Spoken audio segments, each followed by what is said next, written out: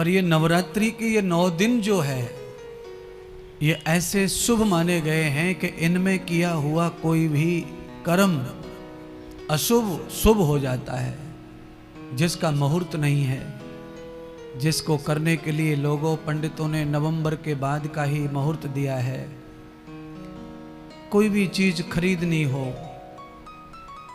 खास करके लोहे का सामान, तो इन नवरात्रियों में उसकी बड़ी महिमा होती है।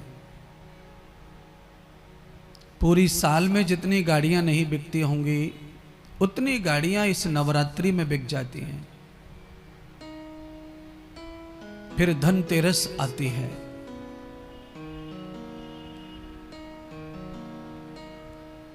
उस समय सोने का खरीदना या तांबे का खरीदना, पीतल का खरीदना, कांसे का खरीदना, सिल्वर खरीदना शुभ माना जाता है। धीरे धीरे एकादशी आ जाती है। फिर हमारे यहाँ विवाह मुहूर्त शुरू हो जाते हैं तो सारे मुहूर्त खुल जाते हैं। तो क्या फिर कोई शुभ कर्म करना वर्जित है बिना देव उठे? तो भगवान इस बात पर स्वयं कृष्ण ही कहते हैं कि अगर आपको कोई शुभ कर्म करना है तो उसके लिए आपको बहुत मुहूर्त या तिथि देखने की जरूरत नहीं है। नवरात्रियों का ये जो 9 दिन का पर्व है, इसमें किसी भी दिन आप कोई भी शुभ कर्म बिना मुहूर्त के कर सकते हैं। ये 9 दिन इतने पावन पवित्र पुनीत होते हैं और इसमें तो हमारे आदरणीय नरेश जी ने, हमारे शिष्य जी ने ये अद्भुत कथा की आपको सौभाग्य रचना करके आपको सुनने का सु अवसर दिया है। तो इसमें तो शुभ ही शुभ, शुभ ही शुभ आपके जीवन में होने वाला है। सूर सूर तो सब कहें, घायल कहे न कोय, जो घायल से घायल मिले, राम भगत दृढ़ होए। संत कबीर कहते हैं, ये दुआ बहुत ही अटपटा है। कबीर जी की बातें ही अटपटी हैं। कबीर का ज्ञान है अटपटा, झटपट लखा न जाए, और जो इसे झटपट लखे तो सब खटपट मिट जाए। कबीर जी का जो ज्ञान है वो वेद तुल्य है, अमृत तुल्य है, साफ सुथरा है, किसी के साथ कोई लगा लोथड़ी नहीं है। तो वही कबीर कह रहे हैं कि सूर सूर तो सब कहें, घायल कहे न कोई, और जो घायल से घायल मिले तो राम भक्त दृढ़ होए। इसके 2 अर्थ है। घायल माने एक अर्थ होता है किसी को चोट लग जाए तो घायल होना, और एक दूसरा अर्थ है इसका घायल होने का।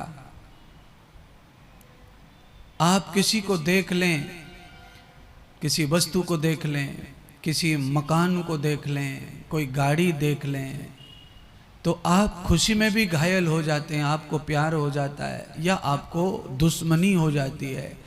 दोनों स्थिति में आप घायल कहलाते हैं।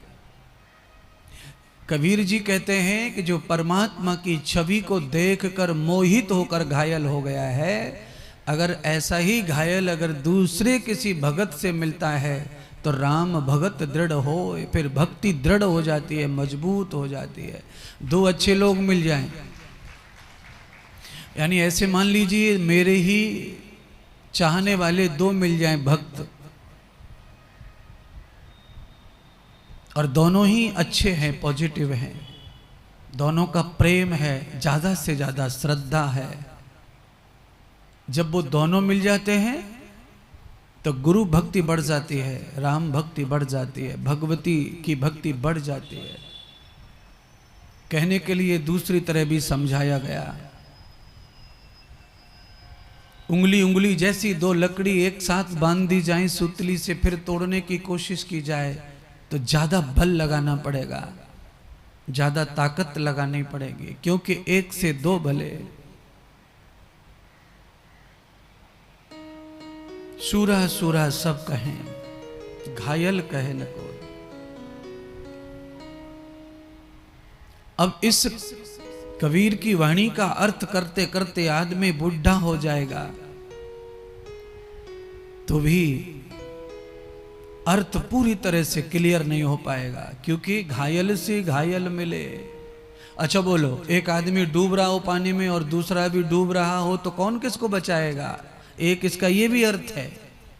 अगर कोई आदमी निकम्मी बुद्धि का आ जाए और कबीर जी के इस दोहा को अर्थ करे तो वो निकम्मी बुद्धि वाला अर्थ ये करेगा जो अभी मैंने किया। मान लीजिए दो लोगों का खोपड़ा फूट गया आपस में, दोनों के टांके आने 20-20 और दोनों मूर्छित पड़े। अब ये घायल से घायल मिले तो यहाँ क्या फायदा होने वाला है? न तो इसको होश है न इसको होश है।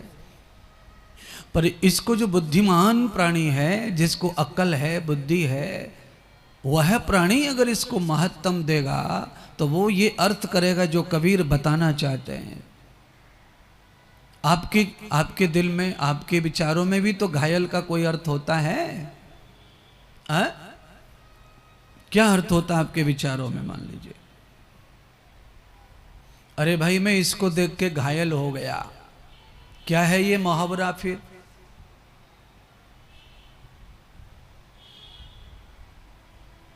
इनका रूप तो घायल करता है, इनकी वाणी के तो हम कायर है।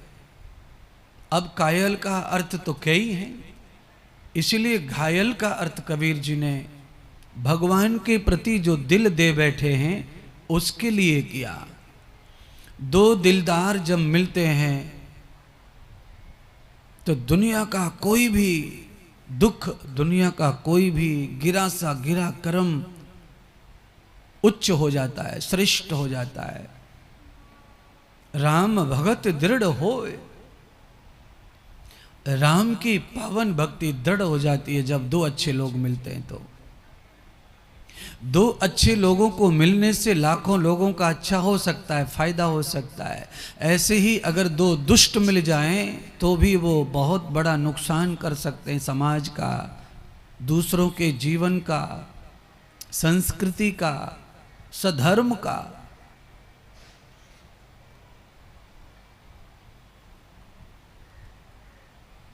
अभी दिवाली आ रही है, दिवाली में लोग फटाके चलाते हैं ना, तो बार बार माचिस नहीं जलाते। एक बार माचिस जला करके कुछ लोग फुंजड़ी जला लेते हैं, उसी से ही फटाके चलाते रहते हैं, उसी से ही कुल्हड़ चलाते रहते हैं, उसी से ही सब चलाते रहते हैं। और फिर फुलझड़ी से फिर एक और फुलझड़ी जोड़ लेते हैं, फिर फटाके चलाते रहते हैं। यानी कि ये जो कहने का तात्पर्य है, मैं जो बताना चाहता हूँ, मैं दिवाली के फटाके नहीं बता रहा हूँ, न फुलझड़ी बता रहा हूँ।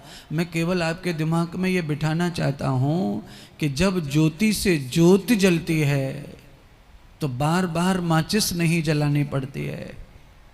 एक बार चिनगारी लग गई, अगर समय पे तुम्हें होश है तो चिनगारी से चिनगारी पैदा करके आप पूरी दिवाली मना सकते हो। पूरी दिवाली, पूरा दिवाली का अर्थ होता है खुशी, पूरा आनंद मना सकते हो। और खुशी का संबंध आपकी खुद की जिंदगी से है, आपके खुद के जीवन से है। अगर आप बुरी बातों को, अगर आप दुख देने वाली बातों को आप इस तरह दबा दो जैसे हम मलमूत्र को मिट्टी से दबा देते हैं, गंदगी को मिट्टी से दबा देते हैं। घर के सामने गंदगी पड़ी है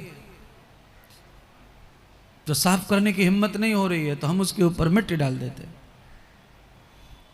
हमको तो पता है कि हमने मिट्टी गंदगी पे डाली है, पर और जो लोग आ रहे जा रहे हैं उनके लिए रास्ता क्लियर हो जाता है, उनको फिर घिन नहीं आती है।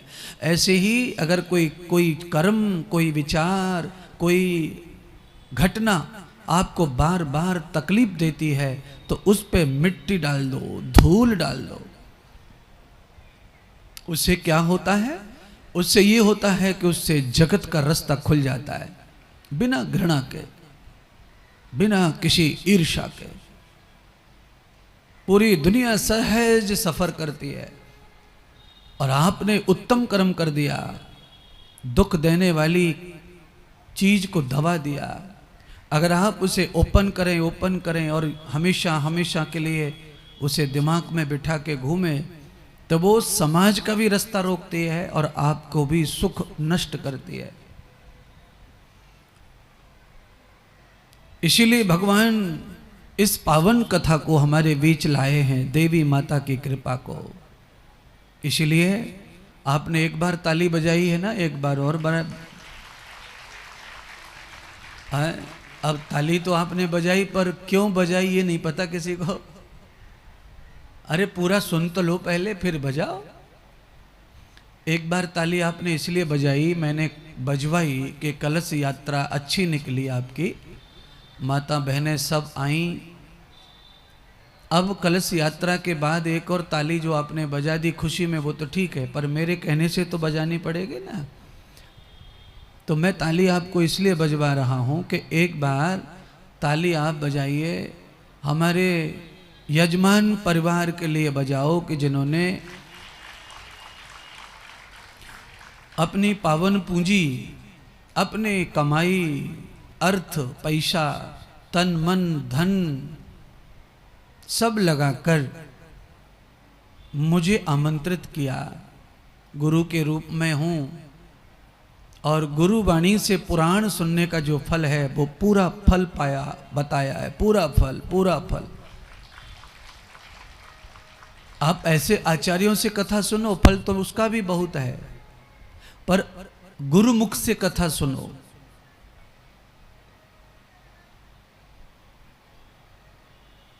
तो उसका संपूर्ण फल प्राप्त होता है।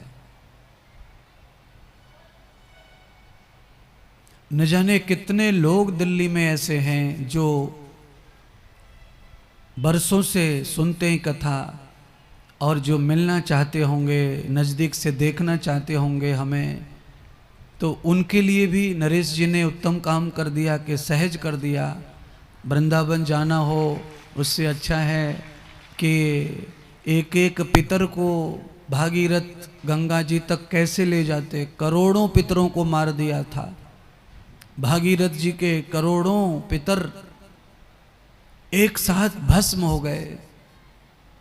तो क्या करें, कैसे उनका कल्याण करें, कैसे निदान करें, विधान करें।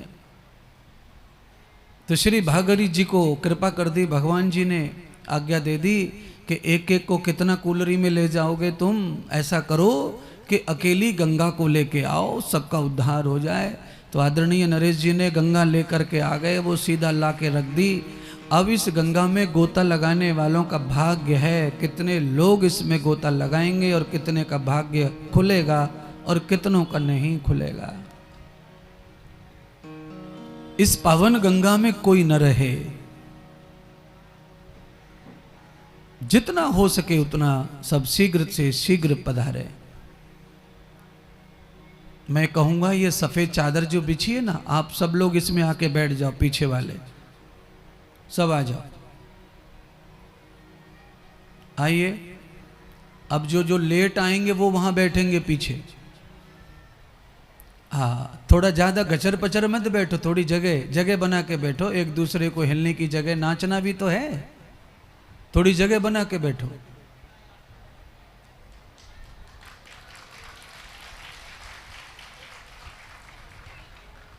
थोड़ा सा और पीछे खिसक के बैठिए, ज्यादा हो गया, घसा घस हो गया। बैरिकेड से चिपक जाओ, पीछे तक चले जाओ।